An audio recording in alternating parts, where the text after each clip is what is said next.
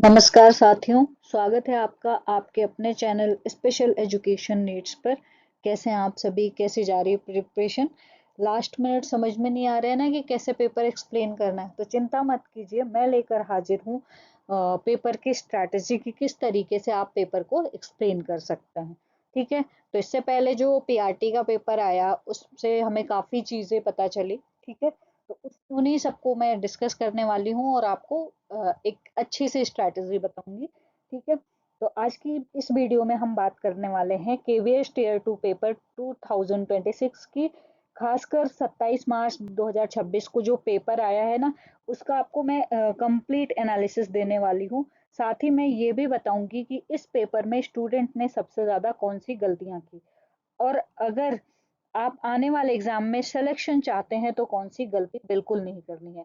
इसलिए वीडियो को अंत तक जरूर देखें, क्योंकि आखिर में मैं आपको एक क्लियर प्रिपरेशन स्ट्रैटेजी भी देने वाली हूँ, जिससे आप अपना स्कोर आसानी से इम्प्रूव कर सकते हैं। तो चलिए देखते हैं कि वो पेपर का लेवल कैसा था। ठीक है, तो सबसे पहले यहाँ पर अगर हम पेपर के लेवल की बात करें, तो इस बार का KBS tier 2 paper overall moderate से थोड़ा डिफिकल्ट लेवल का था, बट ज़्यादा डिफिकल्ट नहीं था। क्वेश्चन सीधे डेफिनेशन वाले मतलब क्वेश्चन जो थे सीधे डेफिनेशन वाले कम थे, और कॉन्सेप्ट बेस्ड और एप्लीकेशन बेस्ड क्वेश्चन ज़्यादा थे। ठीक है, अब यहाँ पर देख लेते हैं कि कौन से क्वेश्चन ज़्यादा से। सबसे पहले बात करते हैं पेपर लेवल की, मतलब पेपर लेवल एनालिसिस कैसा था। ठीक है, यहाँ पर हम देखेंगे कि पेपर का जो लेवल था, ठीक है, या पेपर लेवल एनालिसिस कैसा था। एक सेकेंड। ठीक है, तो वो देख लेते हैं पेपर लेवल एनालिसिस। तो यहाँ पर इस बार जो केबीएस का पेपर टीयर 2 ओवरऑल मॉडरेट से थोड़ा डिफिकल्ट था, ज़्यादा नहीं। कुछ क्वेश्चन जो थे सीधे डेफिनेशन वाले कम थे। ठीक है, और मतलब यहाँ पर अगर हम बात करें तो कॉन्सेप्ट बेस, ठीक है, जो क्वेश्चन थे वो क्या थे, कॉन्सेप्ट बेस ज़्यादा थे। कॉन्सेप्ट बेस ज़्यादा क्वेश्चन थे। ठीक है, और एप्लीकेशन बेस भी थे। इसमें जो क्वेश्चन और थे वो क्या थे, कॉन्सेप्ट बेस और एप्लीकेशन बेस। ठीक है, इस चीज़ को ध्यान रखें। विशेष रूप से जो क्वेश्चन आते आए थे वो टीचर्स बिलीफ पर ज़्यादा थे। किस पर थे? टीचर बिलीफ पर, यानी कि टीचर के विश्वास पर। ये चीज़ें घुमा फिरा के पूछी गई थी। ठीक है, दूसरा जो है पॉइंट, वो इंक्लूसिव एजुकेशन पे ज़्यादा थे। ठीक है, तीसरा जो पॉइंट है, क्लासरूम प्रैक्टिस की बात ज़्यादा की गई थी। क्लासरूम प्रैक्टिस की बात ज़्यादा की गई थी। ठीक है, चौथा जो है वो पॉइंट इसमें जो निकल के आया है, केस स्टडी बेस्ड क्वेश्चन। ठीक है, क्या था? केस स्टडी बेस्ड क्वेश्चन ज़्यादा थे। ठीक है, तो यहाँ तक क्लियर हो गया। इन टॉपिक से अच्छे खासे क्वेश्चन आए थे। इसका मतलब है कि अगर आपकी कॉन्सेप्ट क्लियरिटी मजबूत है तो आप आसानी से अच्छा स्कोर कर सकते हैं। ठीक है, अब आगे देख लेते हैं आगे की स्लाइड। स्टूडेंट ने सबसे ज्यादा गलतियां कौन सी की थी, वो देख लेते हैं। अब बात करते हैं इंपॉर्टेंट पार्ट की, जो वो गलतियां जो बहुत सारे स्टूडेंट ने इस पेपर में की। तो गलती नंबर 1, अगर यहाँ पर हम मिस्टेक की बात करें, ठीक है, तो कौन कौन सी मिस्टेक जो है इसमें स्टूडेंट से हुई हैं वो देख लेते हैं। तो पहला जो मिस्टेक है, पहला जो है, क्वेश्चन पेपर को ध्यान से नहीं पढ़ना। ठीक है, सबसे बड़ा मिस्टेक ये होता है कि हम बहुत बार क्वेश्चन देखते हैं। ठीक है, क्वेश्चन देखते हैं और तुरंत फटाफट उसको ध्यान से नहीं पढ़ते हैं, बस आंसर कर देते हैं।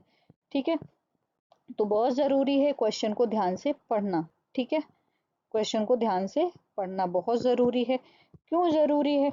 देखिए, कई स्टूडेंट ने क्वेश्चन को पूरा पढ़े बिना आंसर लिख दिया। जैसे क्वेश्चन में 2 रीजंस मांगे थे, लेकिन उन्होंने 3-4 पॉइंट्स लिख दिए या इररिलेवेंट बात की।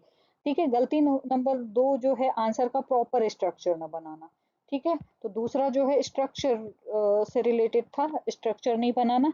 बहुत सारे आंसर पैराग्राफ में लिखे गए, जबकि एग्जामिनर चाहता है कि आंसर पॉइंट और नंबरिंग में लिखा जाए। गलती नंबर 3 जो है, कीवर्ड का यूज ना करना। ठीक है, 3 जो है वो क्या है, कीवर्ड का यूज नहीं करना। ये भी गलती हो सकती है। ठीक है, देखिए, स्टूडेंट ने कॉन्सेप्ट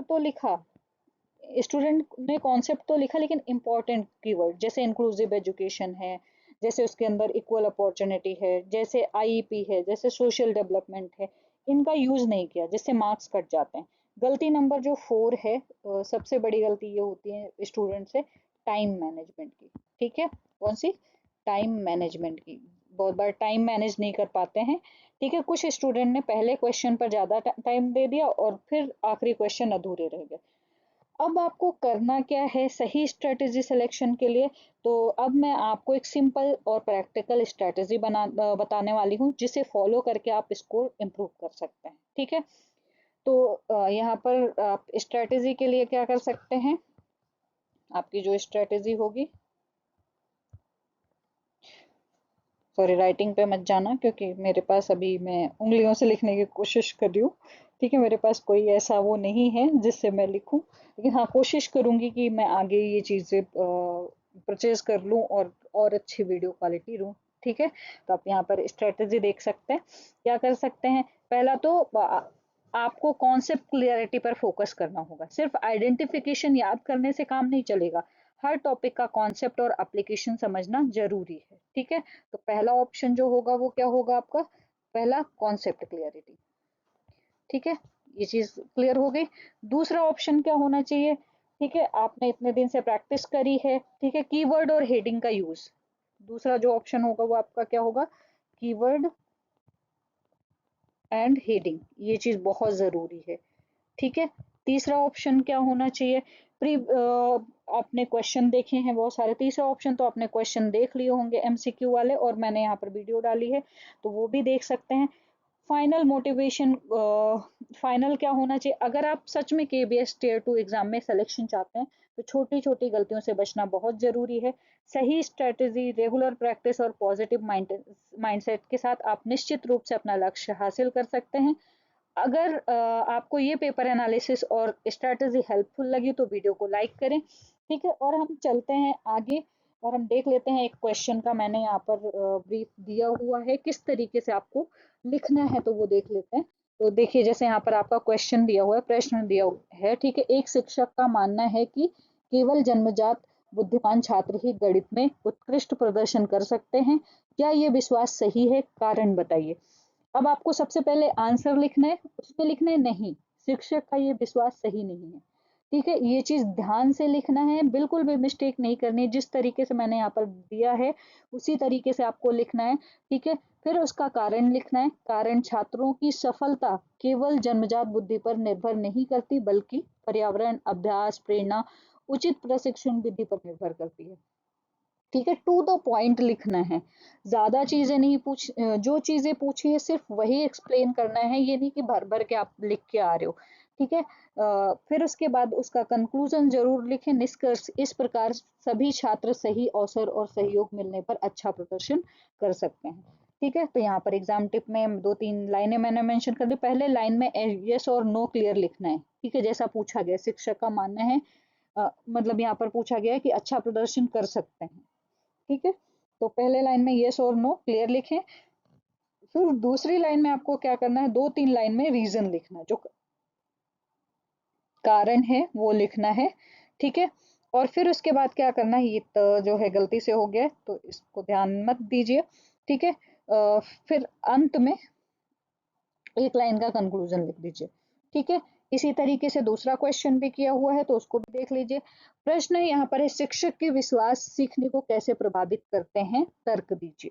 ठीक है, अब आपको एक लाइन में आंसर लिखना है कि शिक्षक के विश्वास छात्रों के सीखने और प्रदर्शन को प्रभावित करते हैं। फिर आपको तर्क लिखना है। ठीक है, यहाँ पर दो तर्क की बात की गई है, तो यहाँ पर दो तर्क लिखने। पहला तो लिखा है शिक्षक की अपेक्षाएं, टीचर एक्सपेक्टेशन।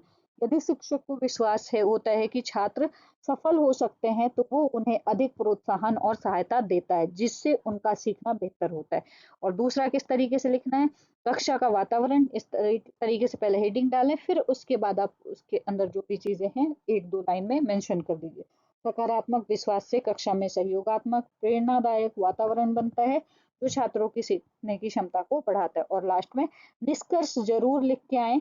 ठीक है, इस प्रकार शिक्षक के सकारात्मक विश्वास छात्रों की सफलता में महत्वपूर्ण भूमिका निभाते हैं। ठीक है, और अगर आप इस स्ट्रेटेजी को फॉलो करते हैं तो कोई भी आपको पीछे नहीं कर सकता। आप ये केबीएस की जो भर्ती है वो आपके नाम, एक सीट पक्का आपके नाम होगी। ठीक है, तो अच्छे से पेपर लिख के आइए। All the best. और कोई कंफ्यूजन है तो मुझे कमेंट सेक्शन में ज़रूर बताइए, मैं लेकर आऊंगी दूसरी वीडियो उसके लिए, ठीक है। अगर आप चाहते हैं इस पेपर के सभी, वैसे इस पेपर के सभी क्वेश्चन जो है डिटेल्ड आंसर के साथ मैंने एक्सप्लेन किया हुआ है, तो वो देख सकते हैं, ठीक है। और अगर ये पेपर एनालिसिस और स्ट्रेटजी हेल्पफुल आपको लगी है तो वीडियो को लाइक जरूर करें और अपने उन फ्रेंड के साथ शेयर करें जो केबीएस की तैयारी कर रहे हैं। तो चलिए फिर मिलते हैं नेक्स्ट वीडियो में, तब तक के लिए bye bye and all the best. आपके एग्जाम के लिए अच्छे से एग्जाम करके आइए। मिलते हैं नेक्स्ट वीडियो में, बाय।